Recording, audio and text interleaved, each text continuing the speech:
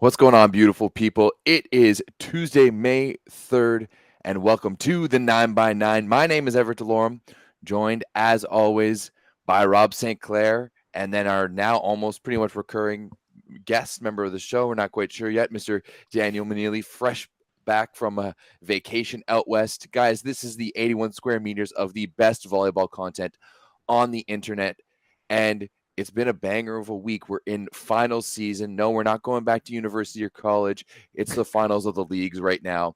We've got finals in Italy, things wrapping up in Germany, things kicking off in Poland. Turkey's popping off already. We had a good one today in the Lega Volley Femminile between Conegliano and Monza. That series getting tied up at one game apiece. The NCAA tournament this weekend. We got a lot going on. So how are we all doing?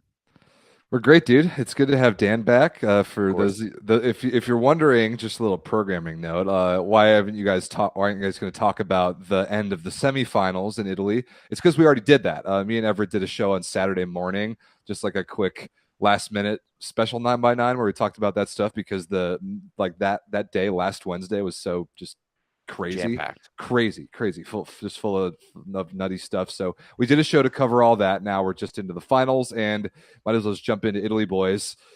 Oh yeah, wow! And I did not expect this at all, but sure enough, Lube Civitanova without Osmani Wantarena, with all their various, gang of walking wounded, led by the true Shaquille O'Neal of volleyball, Robert Landy Simone, take a 1-0 lead in the series after beating Perugia on the road in 5. And even I know this says 15-13 in the 5th, but honestly, it wasn't even that close. Like you see that fourth set 25-17. That was more like it. There was like it was just like we said on Saturday, Everett. There is no player in the world, no middle that I've ever seen in volleyball history who can take over and choose to dominate a match the way that Robert Landy Simone can. And he just refused to lose in those 4th and 5th sets, and that was it. His stat line is utterly insane. It's even better than the last one that we saw. He was the leading scorer in the match among all players. A middle in 5 sets, led the entire match in scoring with 20 points, 14 for 17 attacking, 82% efficiency, 3 blocks, 3 aces. Get real. How do you stop that guy? I mean, go ahead, Dan. Sorry, it's crazy. You're right, Rob, what he did. And for me, there's only like a couple middles that I've ever seen play where they can be your primary option. Like, keep in mind, the middle's only on the court half the time. Simone, probably like Sreko Lizinac can do it sometimes. Mizurski occasionally. But yeah, it's an extremely short list. And no one does it on a consistency like this. It's insane. It's insane. Game in. But, hey guys, also Ditcheko helps a lot too. Yes. Yeah, that's another thing. Honestly, Dan, you're gonna get this reference. But watching Ditcheko and Simone play together, it's like watching Andrew Coker and Danny Demyanenko when they played at St. Mike's together or with Crush. Like, just gonna find him anywhere on the court. That's exactly it. That's a very niche Canadian volleyball reference, right there. But to be honest, Rob, you said it on the onset, right? This one probably shouldn't have gone 5. If you look at the stats from on Lube's side of things, right, they won their sets at 17 both times. And honestly, like, Wilfredo Leon was almost nowhere to be found. He was terrible. He had like 4 points through 2 sets. It was just nowhere. He ended up with 9 kills on 23 attempts. The only thing that kept it in it was Lube's errors, 27 errors on the baseline for Lube Civitanova. But they looked good. Marlon Yant looked real good. The 2 Cubans leading the way for them. And I don't know, like, they obviously we're going to see a better side of Leon in this one, but man, he just came out flat. And the only thing keeping Perugia alive was Matt Anderson and their blocking. Dan, have you ever seen Wilfredo Leon in single digits in kills in a 5-set match? This is nuts. No, it's crazy. It's like LeBron James, the 2011 Mavs. I have a really good Leon stat for you here, guys. Hit me. Okay. In the playoffs, Wilfredo Leon, and I love the guy, really nice guy. I have his jersey in my closet. He's hitting 28% efficiency for the playoffs. It's just not good enough. Wow. And I know that he gets defended differently than any other player in the world. Now we've got to put that disclaimer out there. It's very important to remember that because he's the best player in the world, he gets blocked and defended differently than any other player in the world. He also gets targeted in reception more differently than anyone else in the world. but 28% efficiency in the playoffs. That's a large sample size for the best player in the world, and that is not good enough, straight up. 9 for 23 in the finals, only 12 points in 5 sets, 1 block, 2 aces, 8 service errors. That is just so unlike the best player in the world. And Anderson was okay, like 12 for 30 is okay. 6 service errors, no aces. Rick Liskey, 13 for 33, 5 errors, no aces. That just nobody, there's no, unless you get one of those Matt Anderson days, like when he went 20 for 27 in game 5 against Modena, unless you get that, you need Wilfredo Leon to be Wilfredo Leon. And he, so far in the playoffs, it just kind of hasn't been that way. And it's enough, the engine of Lube's offense, for God's sakes, has been a middle. It's crazy. It's almost like we have there's this playoff Harden where James Harden just disappears in the playoffs. It's like the same thing with Wilfredo Leon this year. Like, that's absolutely nuts. 28% efficiency. That's crazy. Now, do we see him bounce back? That's the biggest question here right now. Because if we don't, this is going to be an easy 3-0 for Lube. And go ahead, Dan. So because this is a 9x9 and we do our homework, we do our research, I looked at all the attacks for Perugia in this match. And actually, I have to give a lot of credit to Lube. Like, Perugia was actually attacking the ball pretty decently. Like, a lot of those attacks would have gone through against many other teams. But Fabio Balasso just playing absolute lights out defense in position 6. I think I counted literally 8 or 9 digs on just Kamil Reichlicki alone, Fabio Balasso, which is pretty insane. He had a bunch of digs against Leon. Decheko was getting digs. Even Zaitsev was getting in. Lucarelli.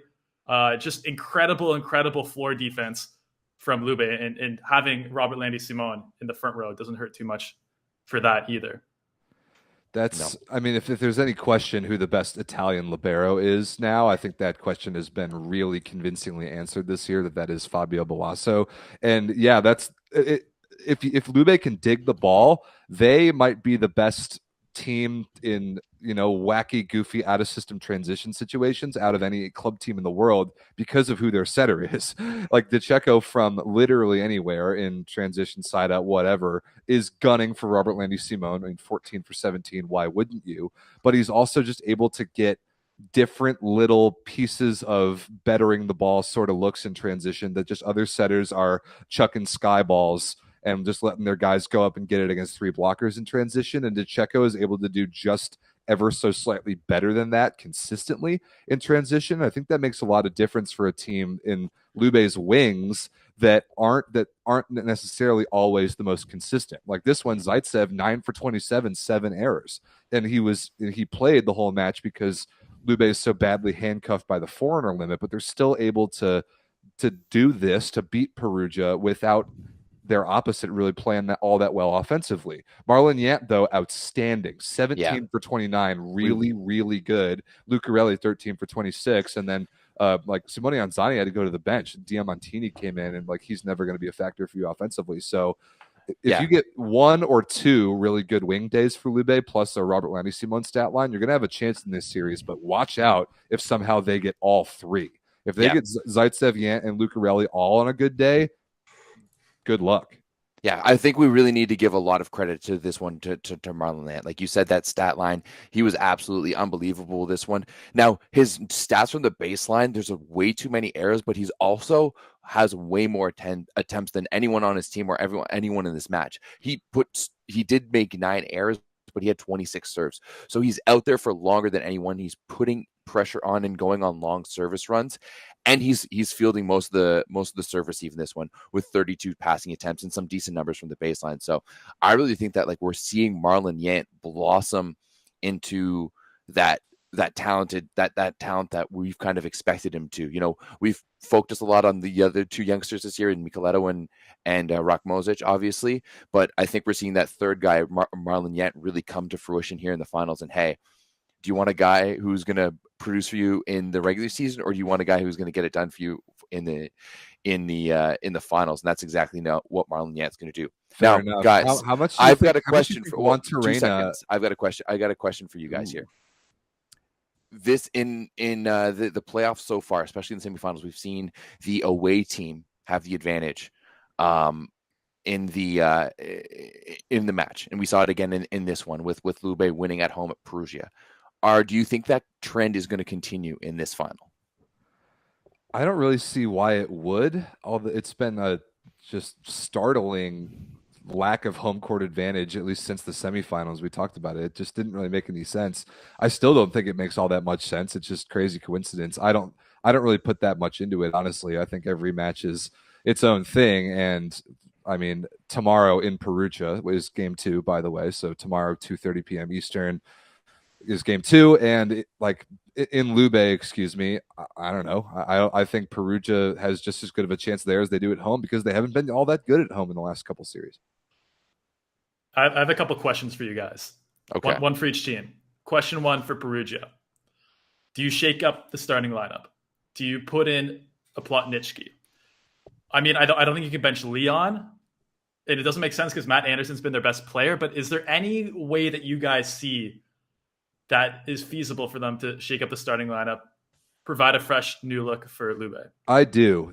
Something that they do sometimes is they bring Plotnitsky in to serve for a middle, and then they keep him in that backcourt rotation, and they run the libero in for Leon.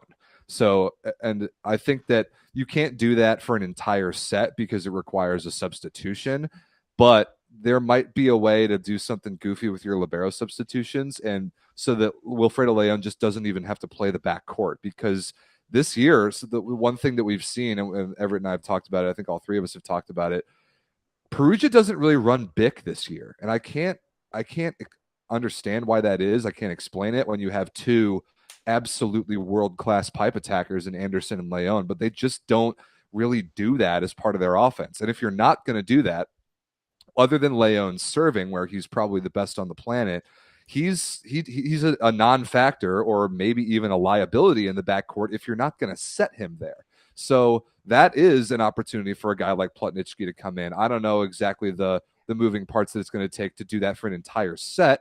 We see them do it for like just one back road trip all the time. And I think they'd be crazy not to do that more unless they really plan on using Leon out of the pipe. But that's something that's been missing for Perugia for a long time now, and I don't really understand why.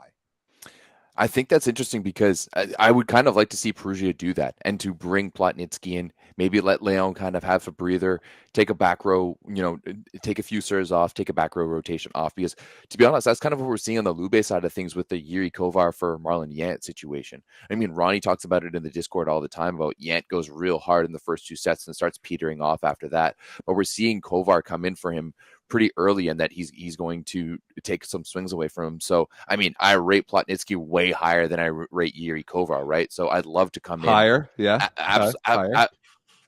You got it.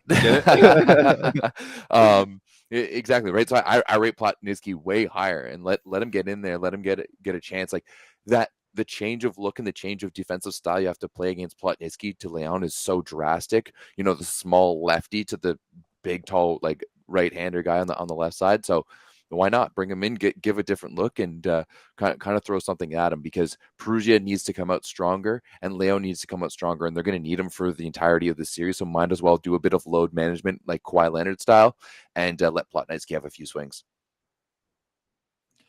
Okay, my next question for Lube. If Osmani Juantorena comes to you the day before our next match, says, "Coach, I'm ready to play. I want to start next game." What's your call, given the way that Yant and Lucarelli have been playing?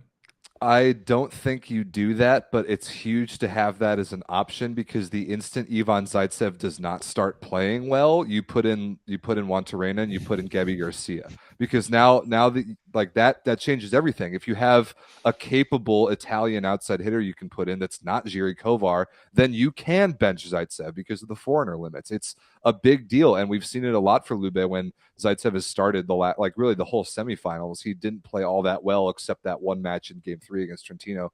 He's been pretty rough, and they've brought in Garcia, and he's been good. But to do that, because of the foreigner limit, they have to then bench one of their 2 outsides and bring in Jiri Kovar because he's Italian. If you have Juantorena able to play, if he says he's able to play, he's an upgrade over Jiri Kovar no matter what. So that gives you a big degree of freedom at the opposite that you didn't have before. However, unless you really see something from him in practice that you think you can give him 25 balls and have him give you 10 points offensively, if you don't think he can do that, don't start him. I mean, he did show up in this one, right? He did get subbed in the second set. He had a swing. He got subbed in at opposite. He got subbed in for Zaitsev because he was terrible, and there was nothing else that Lube could do because of the Italian thing. But that's exactly so. Like, we're still seeing him out there. So like, he's more of an availability than he was before. Like when he wasn't even in the hitting lines, right? Like we saw against Trentino. So maybe there is that possibility. Maybe there's that growing possibility that if Yant or Lucarelli, maybe they're struggling a little bit. Zaitsev isn't having a great match. You want to bring in Garcia, then you have that option for Wantarena, right? But right now, to be honest, like they don't really need him. So it's other than the Italian thing. So yeah, I mean, I think you kind of go with what's gotten you there. It's going to be hard pill to swallow for either Lucarelli or Yant, who have gotten to this point, have played so well, helped turn things around against Trentino, to then be subbed out for a Wantarena who hasn't played all season. Yeah, I think that, and I think Wantarena knows that. And I don't think he would put his team or his coach into that position. No. I do think that he's now kind of embraced the role that he's been in the last couple of weeks. I think he would be crazy of him to expect to jump back in as a starter. And Dan, I wanted to ask you, like, how much do you think? Oh, sorry, not Wantarena. How much do you think Marlon Yant's improved play might be from the mentorship of Ousmane Wantarena? Like they're the Cuban thing. They have similar upbringings, a huge opportunity for a young Cuban kid in a, like for Lube in the finals, the whole thing. It would be crazy not to think that Wantarena's had an impact on Yant this year and last year. What do you think that dynamic is probably like in this final with Wantarena not seeing much court time? Oh, absolutely massive. Like I don't think you can overstate how much it matters. Even not from a volleyball perspective, to have someone that speaks your language from your home country, that's able to show you through the cultural idiosyncrasies of playing in a new country, and just being able to take a lot of that load off. And I mean, what a better mentor for Yant than Wantarena, who came out as more of a power player than a finesse player. Now we're like sitting here is like, oh yeah, like he's basically a second libero. He could come in as a second libero at this stage of his career. So I think that's great for Yant, and I wouldn't be surprised if they were working behind the scenes to make sure that happened. It's a good question, Rob. I think it's very important. It's a double whammy for Yant as well too, because you also have Robert Orlandi Simon there, who's also his teammate with Cuba, right? And it's like I've seen the impact that Simon has had with the leadership of that young squad with guys like Yant and Malgarejo and of course Lopez. And I'm sure that has transitioned just seamlessly onto a Lube squad. And you talk about the language. I mean, hell, half this team can speak Spanish. You've got DeCheco, you've got Simone, you've got Wantarena. Yeah. So I mean, there's no better place right now for Yant to blossom. I think that's maybe why we're seeing him play so Garcia, well. Gabby Garcia, absolutely. So, and I mean, let's be honest, Spanish versus Italian, they're pretty close. So that I think that transition is pretty is going to be pretty seamless. All right, guys, do we want to jump over to the women now? Is there anything else we have to talk about for the men's side? I just have one last comment. How easy must it be for Simone after going against Pedrashin and Elisa Netch to go Soleil and like Ricci Mengozi? He's probably he's feasting. Sebastian Soleil was terrible. Yeah. Terrible in this match. 3 for 11. 3 for 11, 3 errors. Like 0% efficiency for a middle is hot garbage. So Simone just feasted on it. It was kind of funny. Yeah, Ricci was good. 8 for 9. 8 for 9. Yep. Which is why Anzani got benched. Like that was the matchup there. They did the smart thing and putting Simone on Soleil, and that Lube just ate that matchup alive. Yeah, exactly. All right, let's jump over to the women's series where we've already had 2 games. Right. Game one first. That went down on Saturday, and that was a classic with going down to the wire. I mean, we've seen both matches going down to the wire so far, but Monza was able to take this one, storming back from a 2-1 deficit to take the game one in this one. I mean, Rob, what were your initial thoughts on this one? So the sets that Conegliano won, sets 2 and 3, this was at home, by the way, which was surprising. Another instance of the home team losing in Italy. The sets that Conegliano won, they dominated, like 25-15, 25-19. They let that first one slip away. The real thing was that I think Conegliano led, 10-6. Like They led 10-6 in the fifth and then choked it there at the end. That was a very tough break and a set and a match that they should not have lost. Paula Egonu, double-digit balls hit straight out of bounds, 10 hitting errors plus blocked twice. Although she went 25 for 52, those 10 errors is pretty brutal. And that kind of continued into the match today where Monza got her on kind of a Egonu poor hand contact, spraying the ball out of bounds just a little bit sort of day. But the real thing for Conegliano is they didn't get anything out of anybody else. Like Catherine Plummer started and was bad, 2 for 6, got benched. Megan Courtney is never going to be an offensive workhorse, 7 for 21. Miriam Silla, not good at all, 9 for 23, passed the ball like okay at best. And middles, Rafaela Foley, outstanding. Robin de Cruyff, okay in 5 sets. And that really the thing for Conegliano here. And it's the same story, the exact same story. We've talked about them ever since Egonu has been there. If you get Egonu on a good day, you've got a great chance to win. If you get Egonu on a good day and one other offensive player, preferably a wing, preferably an outside hitter, who's also on a good day, you are absolutely unbeatable. And it is rare. It's been rare this year that Conegliano's had that because Courtney is a second libero. Sila's had a pretty bad year, and Plummer's been really, really streaky. So that's kind of the gamble that Conegliano is going out on the court with in a given match, in a given set. And I mean, it's the streakiness that you can see based on the score lines. 25-15, 25-19 wins. And then you lose one. Right. Then you lose one 25-16, and then you lose a fifth where you were up 10-6. It's like it's kind of the Conegliano experience. It's not all on Paula Egonu. She needs help from one other player consistently. And when she doesn't get that, and she makes a couple errors, Conegliano can lose. And I think that's exactly what happened in game 1. Yeah, that secondary scoring for Conegliano is absolutely massive, and I mean we can kind of just talk about both games in a nutshell because it's 1-1 at this point. I mean, game 1 you saw no secondary scoring from this one. Through Today, two sets, reverse sweep. Through 2 sets, you saw no secondary scoring. I mean, Miriam Silla was 1 for 8 in the first 2 sets. Catherine Plummer had 4 points in the first 2 sets, and they all came in the first set, right? And then all of a sudden in the third, they just absolutely blew up. Kathleen Plummer had 7, Silla had 5. They each had 5 in the fourth. Man, even Volage was getting into it with a few dumps, and in both the third and the fourth to really turn things around. And when we see, like Rob, you said it perfectly, when we see Conegliano with that secondary scoring, they're fantastic. What worried me on the other side of the net for Monza is that once we saw Plummer start to score, and once we saw Plummer and Silla, start to gain that confidence, Monza didn't really have an answer for it.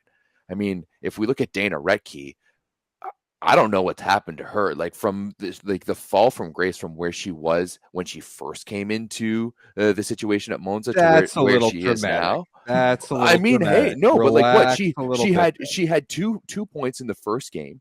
How many did she have today? Right, 4 for 9. She was a lot better. But I mean, this is a player who was putting like 15 points in her first few matches, and then since then has never been able to produce and kind of looks lost out there. This is a terrible matchup for Dana Retke. She is big. She is not quite the fastest. She is good offensively and is not nearly a good enough blocker at this level yet. This is a terrible matchup for her. This doesn't surprise me. The blocking area of the game was the thing that we knew she was going to struggle with at the beginning. And sure enough, she's playing against the best setter in the world and the best player in the world on the right side, and 2 great middles that like to run really, really, really fast. That's a bad matchup for her. Also, keep in mind that, she started it well, but now they've had so much more time to scout, to look at her tendencies. Great point. And that's by far the part of the game that's impacted the most, especially middle on middle. Just learning the runs they like to do, learning where they like to hit the ball. And Conegliano is not a team that wins this much by accident. They put the work in behind the scenes. So, but I just had one more point, guys, because you guys are talking about the secondary scoring from Conegliano. But to me, like, this has always been the thing with Conegliano. Like, this is how they've had so much success the last few years. You have the best offensive engine in volleyball in Paula Egonu, and then you just surround her with secondary complementary pieces. Like, I don't think Kim Hill was a world beater either when she was with Conegliano. Like, nope. Miriam Silla hasn't been fantastic, as an offensive engine either the last couple of years. So I'm just wondering what you guys think the difference is this year. Maybe Everett, You go first. I do think that Kim Hill had a consistency about her, whereas both Silla and Plummer have the tendency to just fall off the map completely, right? And to just like they don't have that ability to pop up. Like they need a lot of volume to get there, right? And a lot of that volume is going to go to Agonu, so they need to be ready when it does come to them. And often that's not the case, right?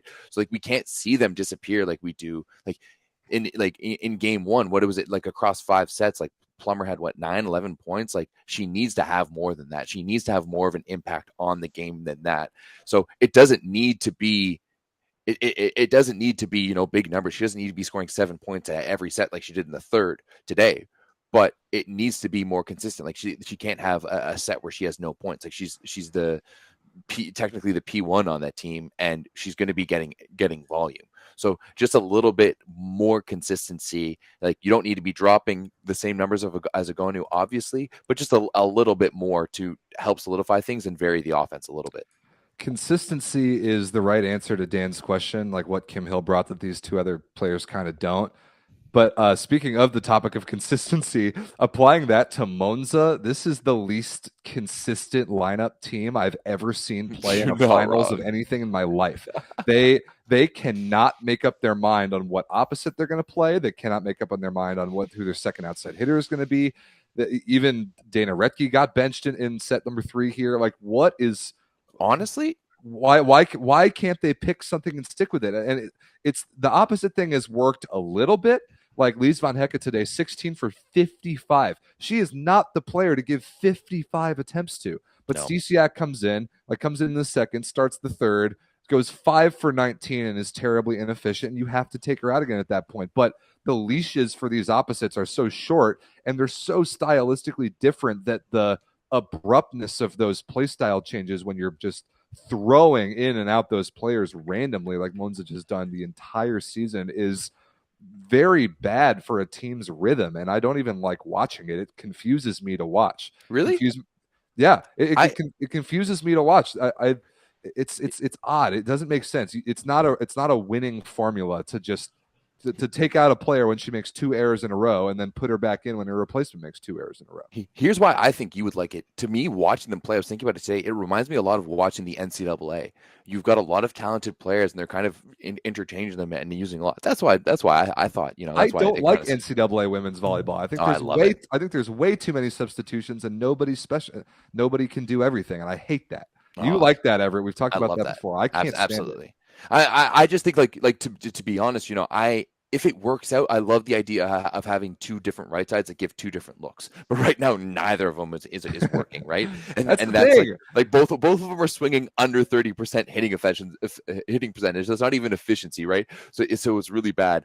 But it just seems to be that like Monza. This is like the first time for them in the final, and it seems like they almost clam up. Like today we were talking about it, like the atmosphere after those first 2 sets, like the atmosphere in the arena was absolutely dead. It was a sellout crowd, but man, you would have thought it was a tennis match with all the polite clapping going on.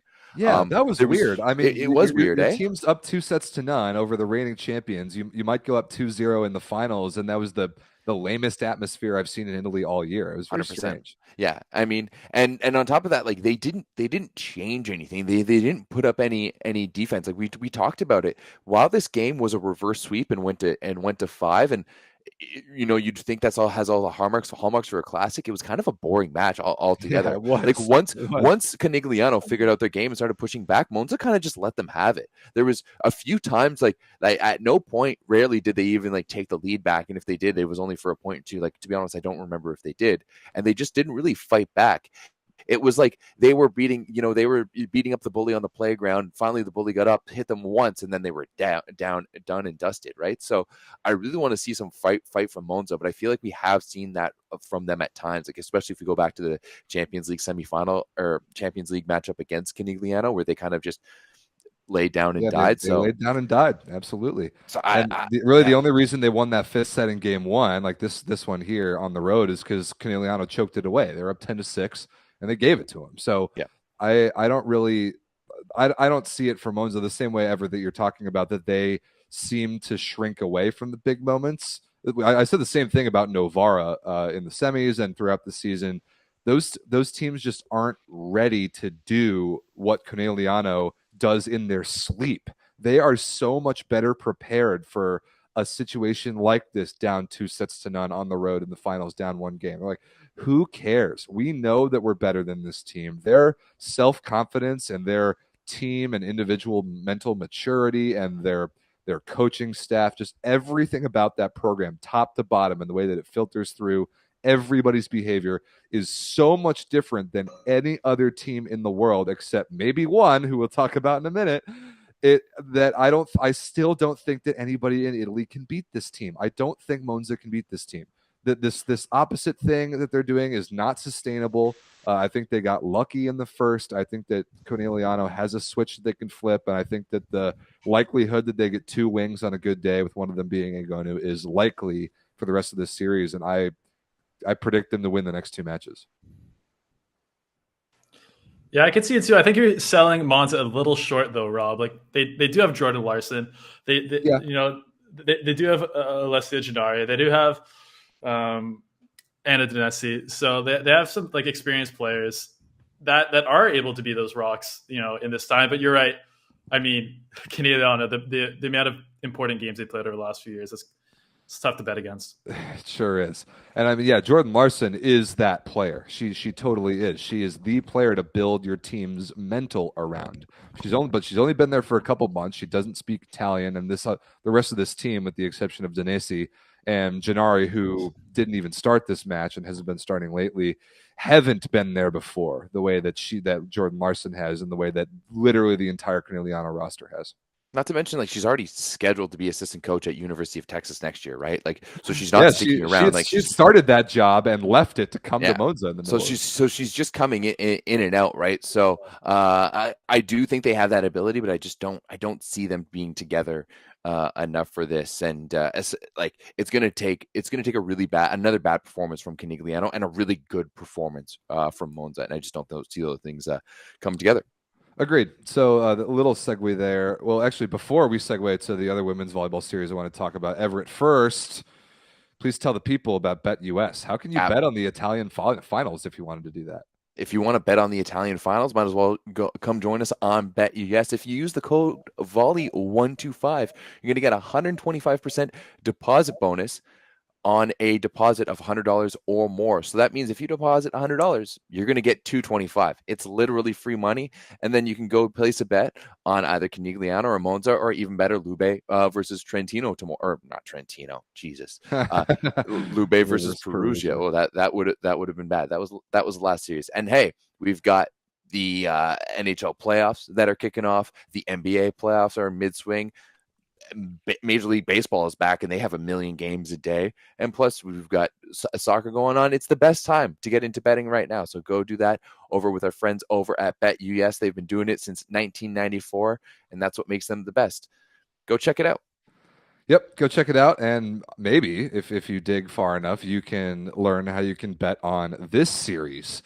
The Turkish women's finals between Fenerbahce and Vakifbank is honestly a very similar one to the Italian finals, where Everett, you get a lot of credit for this, because I asked you last time we talked about this series, does Fenerbahce have a chance against Vakifbank in a 5-game series? And you said maybe if they jump out early and grab one, and they did. Mm-hmm. At home, they played the first game at home, which is confusing because they're the lower seed. But they came out at home in game 1, and they pretty convincingly beat Vakifbank in 4. Those sets that they won, 22, 17, and 19. That's pretty convincing. However, earlier today, Vakifbank at home responded with a 3-1 of their own, so that 5-match series is tied at 1 apiece. I haven't had that much time to break into the stats of this one, gentlemen, but I will just start off the discussion with the exact same question. It's 1-1 now. Does Fenerbahce have a chance to win this series? Dan, you go first. I mean, I don't think so, to be honest. I think just this way they play this season, I think Vakifbank is still the number 1 team. I don't think that Fenerbahce has the weapons to get them. And if we're giving them, if we're saying Monza's for sure out of it, I think it's even more of a bet that Vakifbank is going to take it. I don't know. I just don't think anyone can match Isabel Haak the way she's playing right now. She's playing phenomenally well right now. I mean, 25 for 48 today, 52% kills, and only 3 errors. Like, that is just phenomenal. The reality is that you're going to need a 30-point performance from Melissa Vargas like you had in game 1 for Fenerbahce to have a chance, right? And you're going to need Irina Fedorovtseva to score 15 plus points like she did in game 1. She had 18, right, for Fenerbahce to have a chance. Like, they need their best players. Like, they don't have the overall quality that Vakifbank does, so they need their best players to compete at maybe even above their level. So do we see them taking it?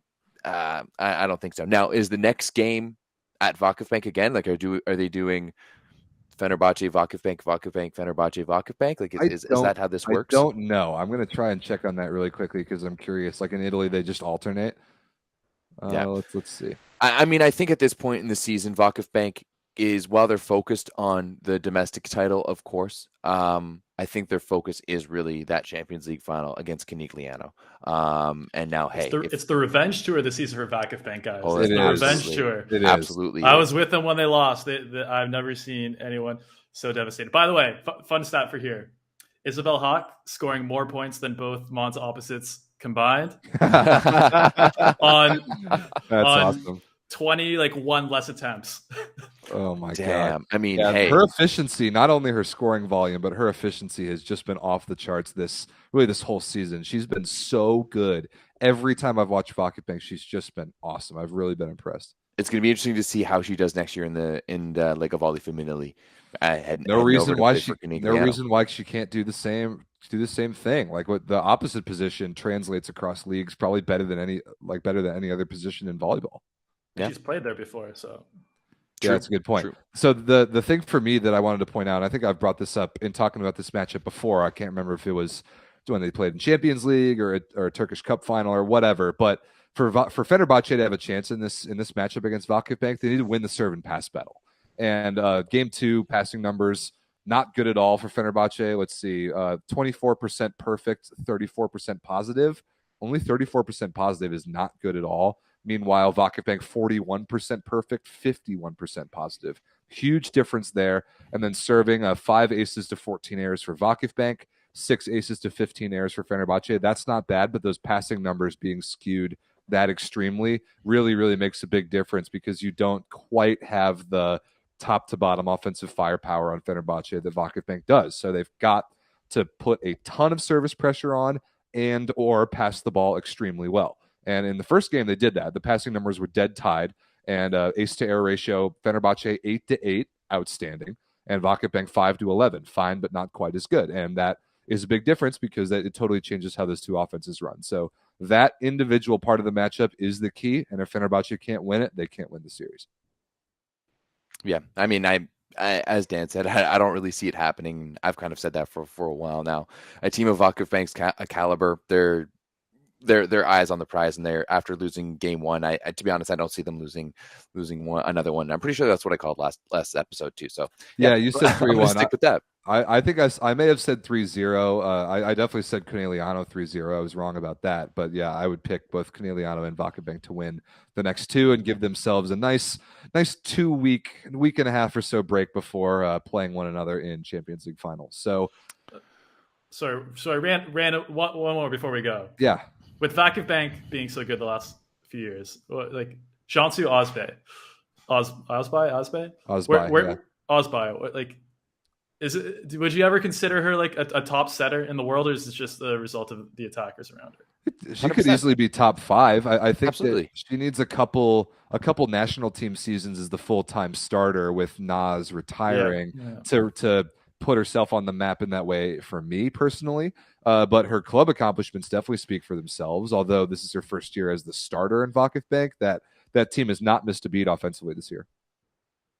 Well said. Yeah, I'm just going to agree with that. 100%. The skills there. She just needs to get some of that resume under her. Ooh, having Naz as the mentor helps. Yeah, I had a take so good that even Everett had nothing to add. Wow, this is a momentous day for me.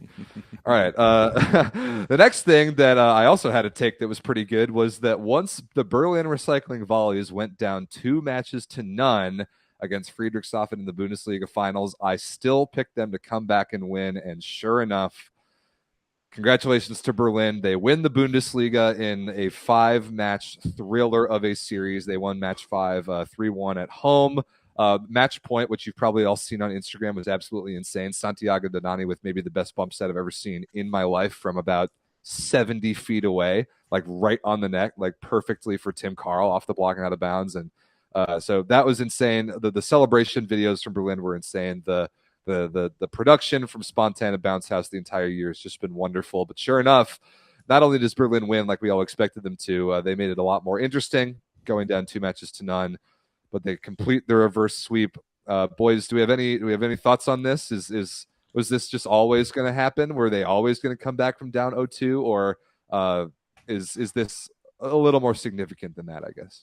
I mean, I did call it as well. I did say that if Friedrichshafen won game 4 at home, that they obviously would win the series. But if not, then Berlin was going to go home and take it. So Rob, we were both right on this one. But I mean, hey, this one was there was something different about this Berlin team, and it's weird. It seemed to me it was kind of spurred on by losing Jeff Jendrick and bringing in George Klein. I mean, he was named series MVP.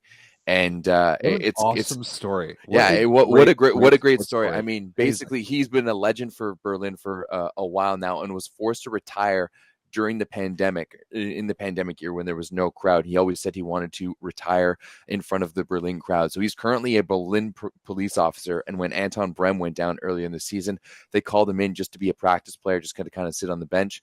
And of course, when Jendrick was injured, he got subbed in. And I mean, hey, Friedrichshafen dominated in the middle in games 1 and 2, right? Van Berkel had like something like 7 blocks in the first match, and him and Boehmer were looking absolutely dynamic. And then George Klein, like, he scored some really, really good points for them. And the other one for me on the Berlin recycling side of things, you expected them with them winning. It would be, the American Ben Patch, who was kind of running the show for them throughout this one. But instead, it was Marek Sotla who came in the third set to really push them on with 11 kills. So young Czech lefty, man. Yeah. Like, how I feel bad for the Czech Republic, because literally the only players in their entire country that play volleyball that I can name all play opposite. There are like 5 of them. It's crazy. No, there's Davis Skiba too. Davis Skiba's Belarusian, dude. No, he's not Czech. Wait, Zavoronek is an outside hitter. Zavoronek. That's who I was thinking about. Yeah, he's the only one. Well, I mean, like Fingar, Hadrava, obviously. Your favorite, Lucas Vecina. Vecina, I know he can play both, but I first saw him playing opposite. Like, they just have too many guys on the right side. You only have one space on the floor. Anyway. Are you telling me you don't know Czech legends like Marek Beer? And this is why we have you on the show, Dan, because literally only you know who these people are. Overall, like, this is the result that we expected, but I really, really wanted to see Friedrichshafen take it. It's been so many years of Berlin domination. I think Friedrichshafen hasn't won it since 2015, and it's just been all Berlin since then. And I kind of wanted to see them take it, but congrats to Berlin all the same. And imagine what they can do now once they replace Samuel Tuya. At least he didn't start. Oh, he did start this one. I cannot believe that. I just can't believe that he keeps starting. He went 5 for 20. 5 for 20. Come on, man. Yeah, Dan, you made the point. I think it was on one of the 5-1 shows that you and Everett did together recently. Why can this team not afford better outside hitters with everybody else that they can afford? Why are there starting outside hitters Samuel Tuya and Tim Carl? Like, what are we doing here? Yeah, but who am I to criticize that when they went down 0-2 in the finals and came back and won a championship? So huge credit to them. And I was actually rooting for Berlin to do this. I want somebody else to shake things up in the Bundesliga, but I want it to be a team that deserves it. And although this Friedrichshafen team was the best coached team in the league, we've given Mark Lebedew a lot of credit. They were nowhere close, not even close, to a championship level talented team. And I would like to see another German team get to that level. I cannot believe they came within 1 game of winning the finals. Ridiculous. It's just ridiculous. That never should. I saw that roster at the beginning of the year, and I'm like, oh man, like Voyen Kacic is going to be like an important piece. Like, that's not good. Yikes. Yeah. Yeah, it's crazy. They should. I can't believe they got to where they did. And again, Lebedew gets all the credit for that. But like, that team, it's a nice story for them to get to the finals. I don't think it would have been all that good of a story for them to win. I don't think that would have been all that good of a look for the league, to be honest. Yeah, I mean, like, Dan, we did our podcast a few weeks ago, and I called Friedrichshafen one of my most disappointing teams of the season. And they turn around and win the first two games of the series, right? So, that's kind of how I saw it with them. But Yeah, it'd be interesting what team moves they make kind of moving forward. Are they going to keep Lebedew? Are they going to make any grades to their team? It should be interesting. Well, Lebedew's work is far from done. He's got a busy summer as the new head coach of Slovenia, and a tournament that Slovenia will be participating in. Check out that segue. Is nice the Volleyball? I like that. Volleyball Nations League. We finally, it starts in like a month, and we now finally know all of the pieces and all of the details about the tournament. We already talked about the women's tournament. We know who the hosts are. We know Ankara's got the finals. Bulgaria's in the field. We now know on the men's side, Bologna, Italy will host the finals that like third-ish week of July, third or fourth weekend of July. And we know now that the last team in the field, although it was initially reported to be Tunisia, it's not Tunisia, it's China. China back in the field for men's VNL. This is a weird one, gentlemen, and you two who have more experience with international ball, like behind the scenes, than me, I want your takes on this. Dan, your thoughts on China's rejoining of the VNL field? Yeah, if you're listening to this on audio, Everett's making the cash money symbol. Yeah, and I mean, they throw a lot of weight around in the world of volleyball because they can host big events at the drop of the hat whenever they want. So that's always a big factor. As for the players on the court, I've always thought China actually had a lot of potential. I don't know, and they produce good players occasionally. Like I'm will go to my deathbed saying that Zhang Xuan is actually a legitimately very good opposite that could start in Italy. But what a take. You know what, Dan, if it was anyone else making that take, I wouldn't believe them. But then you've been on Rock Mosic and a few other guys for a while. That's wrong. I trust Dan's evaluation of talent that isn't named Lucas Spirito, so I'm with you on that. Yeah, but I mean, it's fine. I mean, probably they might be better than Tunisia. I'm not sure. I think it's a drop in replacement in terms of level of play. Like that, they're not going to win anything notable. And someone in the Discord made a very interesting point that the fact that Tunisia is not playing VNL is better for their chances to make the Olympics because they're not going to win any games in VNL, and that's just going to hurt their world ranking. Them sitting and doing nothing is going to keep their world ranking atop Africa, and they're going to go to the Olympics by default. I never thought about it that way, and honestly, they might have a point there. Yeah, but that's true, actually. Is China a core team still, though, or how are we doing these core versus? I was trying to figure that out, and I couldn't. I don't know the answer to that because this whole core challenger team thing is so stupid. I understand because they need teams that they know will be financially capable of playing VNL every single year, but those teams aren't necessarily the good teams or the teams that deserve to be there. I would way rather see Turkey, the Turkish men, or even Cuba, who I know probably can't afford it, but in terms of play level, it would be way higher than China or Tunisia. Yeah, I mean, I think the number one team who got robbed here is Turkey. I mean, let's be honest, Cuba deserves the spot the most. Ronnie, you're welcome for the shout out there. And let's be honest, they should be there, but they obviously can't afford it. So the next up is Turkey, and we've talked about them. They have the ability to host. We know that they're a solid volleyball nation, especially on the women's side. And not to mention, they won the last Gold League for the CEV, right? So that's their men's side is catching up. There's a lot of good young Turkish players. It is. I remember, throw it all the way back to last year's European Championships. I actually picked Turkey to beat Serbia, and I was 2 points away from being right. They lost 15-13 in the fifth. Like, they've got good talent. They've got really young talent. Dan's boy, Efe Bayram, is going to be really good. Efe Mandaraja is already really good. Like, Adis Lagumdzija, obviously, you've seen him in Italy. Like, I want to see that national team play Junior. He's coming on the scene. Yeah, mini Lagumdzija. He's in there too. Yeah, I want to see Turkey more. But it's not going to be on the VNL stage, unfortunately. It will be China. I think they're kind of just a placeholder. I don't expect them to make any noise, but at least we know. At least we now know all the sites, all the teams, all the schedules. The volleyball world has put the website together, and it seems to all be up to date and accurate.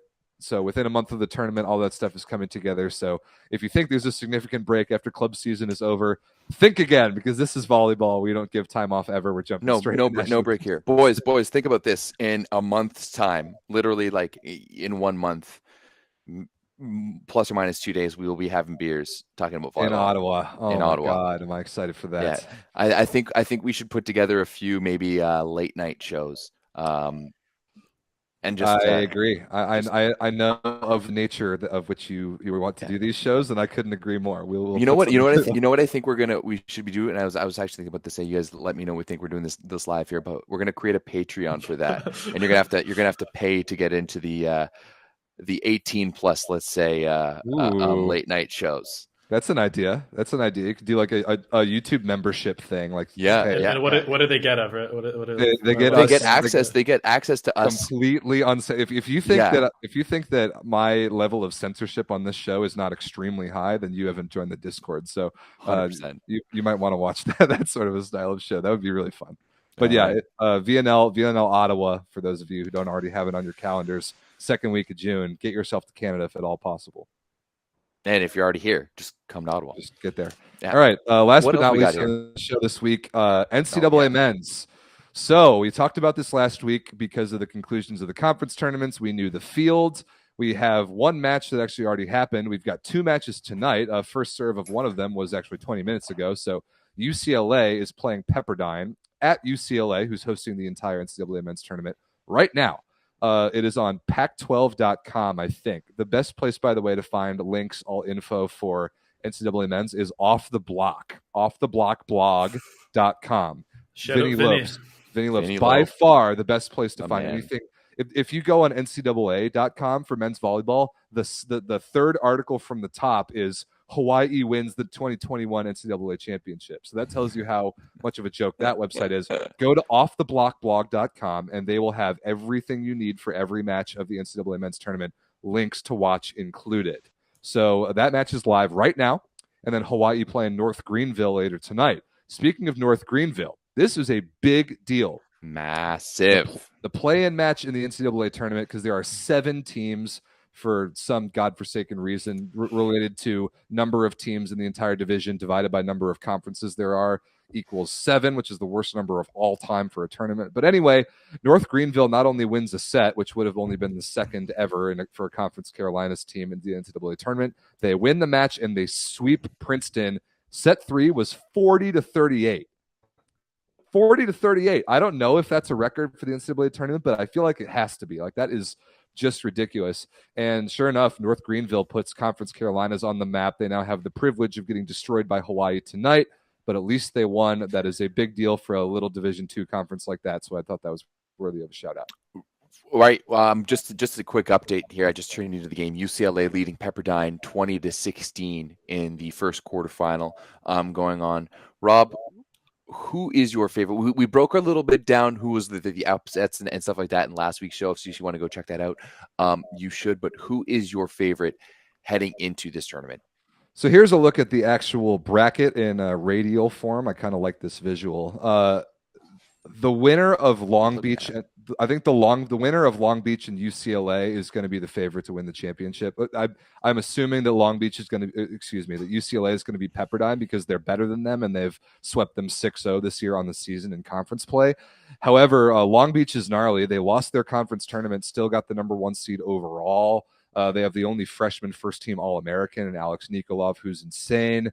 That Long Beach versus UCLA match very well might be the national championship game, and it's on Thursday because obviously Hawaii is going to beat North Greenville tonight. Hawaii then plays Ball State on Thursday, which is going to be really good as well because Hawaii earlier in the year went to Ball State and lost twice. Now, a couple of their starters had COVID. They definitely want revenge. But I think that the Long Beach versus UCLA winner will beat Hawaii no matter who it is. If Hawaii does, in fact, win, I think they're a little more talented than Ball State. Ball State is being slept on. They deserve this number 2 seed. If I had to pick a team right now, I actually kind of want to pick UCLA. It's weird to say that because since the retirement of Al Skates, they've really been a non-factor on the national stage. But I think there's something about the upset that they underwent, like losing to Stanford in 5 in the MPSF semifinals, and now they get the best redemption opportunity of all time to still make the tournament and play it at home. I think they've got a pretty good opportunity there. I think that there's no clear favorite in the NCAA this year because the level in general is a little bit down, like we talked about last week. But that makes it more fun. I think it's a little more wide open, and I'm just going to go out on a limb and pick UCLA. Do we think that North Greenville has a chance against Hawaii? Absolutely no way. Not even a little bit. And that's okay. That's totally okay. Honestly, I think it's great for them just to have won that game against Princeton. I mean, Princeton came through a pretty good EVA and made it here. So hey, like, they beat Penn State, who are arguably one of the best teams in the country this year, to make it here, and then North Grenville pulls off the opposite upset on them. So huge ups. I think it's also good for the growth of the NCAA. That totally. the newest Conference Carolinas is getting in there with a win. So maybe we're gonna see lead to more. But it was fantastic for volleyball that North Greenville won that match. I want to be very clear about that. I'm a huge fan of the growth of the Conference Carolinas. However, friendly reminder, there are still levels to this in the NCAA, and Hawaii and North Greenville are separated by a significant number of levels in terms of just general college volleyball. So that match will be a beatdown, but I'm excited as soon as the show's over to turn on UCLA versus Pepperdine, because I've already got it on. Attaboy, Everett. So Off the Block blog is by far your best source of links, stuff like that, important info for the matches. But quickly, so those matches are tonight, like we mentioned. One going on right now, the other Hawaii North Greenville later on. They're all at UCLA, so they're all Pacific time. Semis are on Thursday, and the finals are on Saturday night, this Saturday, May 7th. So definitely mark your calendars and tune in to Thursday and Saturday's matches for sure. They will be very, very good. And who are you guys? Who are the prospects to watch here? Like, are you guys? I mean, obviously, Nikolai seems to be the guy who's like on everyone's tongue. Jalen Jasper. Anyone else? Like players to focus on if we're kind of tuning in right now? That's a good question, Dan. American prospects, there are a very select few. I think Merrick McHenry in the middle for UCLA is a prospect worth watching. He might be the best. Man, I'm trying to think off the top of my head. He might be the best American player remaining in this tournament, which is crazy to say because just everybody else on these other teams who is good is not American. So Hawaii, you've got Jakob Tella, the setter. Two Greek kids, Spyro Kakas is the one outside, and Mandalares, I think, is the other kid's name. And then Guilherme Vos is Brazilian in the middle. He's really good. So they're mostly foreign dominated. Long Beach's best player is a Bulgarian freshman, Alex Nikolov, and UCLA's got a couple pieces, but they actually both of their opposites were somewhere in the All-American awards, which is crazy. They're kind of pulling a Monza women in that way. So Merrick McHenry is definitely a name to watch. And then on the Ball State side, Caleb Jenis is a name that not nearly enough people know because he plays for Ball State. Like, they've just been under everybody's radar this year, but he plays outside for them. And then Quinn Isaacson, their setter. Those two dudes are well worthy of first-team All-American honors, which they got. They are both absolute ballers. So check those guys out as well. Another guy to look out for on the UCLA side of things, I think he's been injured recently, but Cole Ketrzinski, younger brother of Xander Ketrzinski, plays over at UCLA. Was a big standout for Team Ontario and the Team Canada junior team a while ago, and was one of their best players just earlier in the year. And yeah, I'm pretty sure he's been injured. Yeah, I haven't seen him at all this year. A couple other American names. Bryce Dvorak, who sets for Pepperdine, might be the best pure setter left in this tournament. I think he's better than Aiden Knipe, and I think he's a better setter than Jakob Tella, although he brings you less. And then Jalen Jasper is a name that a lot of people like. I don't think he's honestly got that much pro potential, but I'm curious to see what he does tonight against UCLA. I mean, that's on live right now. Interesting. You don't think Jasper has any pro potential when there was a lot of people who made. But there's people who are making comparisons between him and Gabby Garcia, and Gabby Garcia isn't. Not a chance. I think he's more like a not Jalen Jasper, like a Jalen Penrose type of career trajectory. Fair enough. He can play for like a Germany, or be like the best player in Switzerland, or like something like that. There's no way he has the ceiling that Gabby Garcia has. Yeah, I do not think in this tournament anywhere there is a player who will ever see the court for the U.S. senior national team in meaningful competition. I really don't see it. Now, we talked a little bit about the UCLA's lack of success since the leaving of Al States. Now, of course, the head coach for UCLA is Mr. John Sproul, who's also the head of the U.S. national team. Is that worrisome for you at all? We saw Sproul have all that success at UCI, but that was a decade ago now, and he hasn't been able to recreate that success both with UCLA and with the men's national team. Kind of is the short answer. You would think that because Sproul is the active coach of the men's national team, that he should, in theory, be perhaps the best coach in the NCAA. I would not go out on a limb and say that that is true right now. Part of the problem that I've always seen with these UCLA teams the last couple of years, even the one that was really, really good and lost in the national championship game, was that Sproul can't make up his mind on lineups. He's done a lot of dumb mixing and matching. There was like the 6-2 era with Micah Ma'a and Hagen Smith that I didn't like at all. This year they have two totally different opposites that play interchangeably. I don't like that at all. In the NCAA, I want your starting 7 to play every single match of the year and be battle tested and good and consistent. I think that's I think that's the part that will prepare players that are ready for the national team to do that. And that is not what I've typically seen out of Sparaw's UCLA tenure. So I'm I wouldn't say that he's had all that good of a career at his alma mater so far, especially coming off of winning national championships at an inferior program, at least from a recruiting standpoint at UCI. Mm-hmm. I don't know. Sparaw's been renewed, at least from a national team perspective, through the Paris Olympics. So I'm not going to call for him to be fired anytime before that. But I do think that there's a pretty clear separation between coaching styles on national team and college. Recruiting is a big part of that. And then just play style and everything. It's clear that Sparaw approaches it differently. So would I expect him to be more successful? Yes. Does it concern me as a USA fan? Nah, not really that much. It seems interesting to me that there's no direct pipeline from UCLA to the national team, right? Like how many UCLA players in the past decade have made the national team? Mitch Stahl and Garrett Marchetti. Yeah, exactly. Yeah. And I mean, like, let's just say that it seems sometimes that Sparaw has a bit of a boner for both of those players. Maybe picking them for rosters that we don't expect, or having them in situations that we don't exactly expect. That's preview of the unfiltered 18+ stream right there. Yeah, exactly. Just a little bit, right? But it seems interesting that with the recruiting power that UCLA should have, and the coach that we all think that John Sparaw is, that they haven't been able to produce.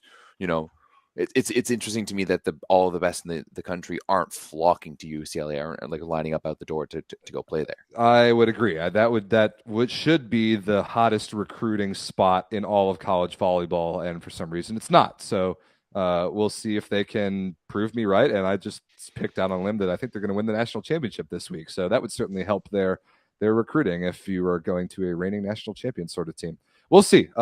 Again, I think the level of NCAA in general is down this year. COVID had a lot to do with that, but I'm still obviously going to watch. I want nothing more than continued growth for the NCAA men's. It's just a crime when you look at the NCAA men's product next to the NCAA women's product. The disparity is absolutely laughable. And if I presented those to anybody gender blind, people would be rioting in the streets until I told them that the genders were flipped from what you might perhaps think if you weren't a volleyball fan. So the Twitter thing's insane. Oh my God. It's unbelievable. The official social media for NCAA men's volleyball hasn't posted since last year. And last year during the season, there was an NCAA volleyball account that covered both men's and women's. And out of nowhere, they basically shadow banned their entire men's content division and changed to being exclusively a women's volleyball social media network without replacing it with a men's one. And then when they finally did, they haven't posted in the last 365 days when the national championships are going on literally right now. It's absurd. You're about to get me on a rant on this, and I don't really want to do that because I want to end the show and go watch the matches anyway. But I encourage you guys to watch the NCAA this week. Go to Off the Block blog for all the info you need and links. And I'm sure we'll be talking about it in the Discord as well. Yeah, it's the only account that posts less than me on my website. Rare self-burn. A little self-burn there. Outstanding. Yeah, hey, well, one thing I do want to touch on the NCAA real quick is that it seems to me, and Rob, like Dan, I don't know if you grew up like kind of watching the NCAA, but for me, like there was times when I was being like, you could find the NCAA men's championship on TSN, right? Like up here in Canada. Like it seemed to me that in the 2000s and maybe like early in the 2010s that the NCAA men's volleyball was a much bigger deal, and that it's not as big of a deal anymore. Maybe that's just my perception, but it's just kind of the way it feels. No, I think there's something to that. There's been a lot more like star power of the NCAA from like 2010 to 2015 than there has been since, with the exception of that one Long Beach team. That one 100%. Long Beach team with DeFalco, Tuaniga, and Ensing was really the only thing close to what we had the earlier part of the decade. Like the first, like one of the teams that really made me fall in love with volleyball was the Stanford team that won the Natty in 2010. Mm-hmm. So that was Kavika Shoji's senior year when he was National Player of the Year. Eric Shoji was a sophomore. There's a guy named Brad Lawson who went like 26 for 28 in the championship game. It was the most dominant wing performance I've ever seen in my life. That was back when they played to 30 in every set, like the good old days. I think we often forget that used to be a thing. Then you had they used to play to 30. They used to play to 30. Volleyball games to 30. Ridiculous. It was too much. It was good when they changed back from that. You had Ohio State in 2011 who beat like the UC Santa Barbara team. Yeah. Went on probably the greatest Cinderella run I've ever seen in college volleyball to the national championship game, only to lose. Then I think 12 and 13 with both Irvine. 14 through 17 were all MIVA. You had 2 Loyola, 2 Ohio State. Then since it's gone back to the West Coast, there have been some very good matches in there. But Hawaii embarrassing BYU last year was not that notable of a championship game. Year before the season got canceled. Year before was Long Beach beating Hawaii in 5. That match was really good. That was a good match. But and the year before that was the LBSU Long Beach over UCLA. That match was really good too. So it's been dwindling a little bit. I think COVID had a lot to do with that. Hopefully there's a banger of a final this year. Like to me right now, like just like looking at the game, the stands are like pretty empty at Pauley Pavilion, right? And that's a home game for UCLA after the NCAA championships. And that's a shame. That is just too bad. I hope that they it's just because it's Tuesday and because it's the quarterfinal, and they can do better on Thursday and maybe Saturday. But in the best, like literally the pocket of where men's volleyball is the best and the richest in the U.S., I would like and expect that crowd to be a little better. 100%. I kind of wish I miss the old, I do a lot, miss the old Net Live days with Kevin Barnett and Jeremy Roche, because I know that Barnett would be laying into Southern California volleyball fans right now for their lack of attendance at this match. Well, if you can't attend the match in Southern California, you can watch it online, and Off the Block blog can give you all the links, and so can the Discord. So Pac12 .com / Pac-12 pac-12.com, whatever. We'll put the link in the Discord for sure. So join that if you haven't already. I also just posted the link in the comments. Yeah, that works too.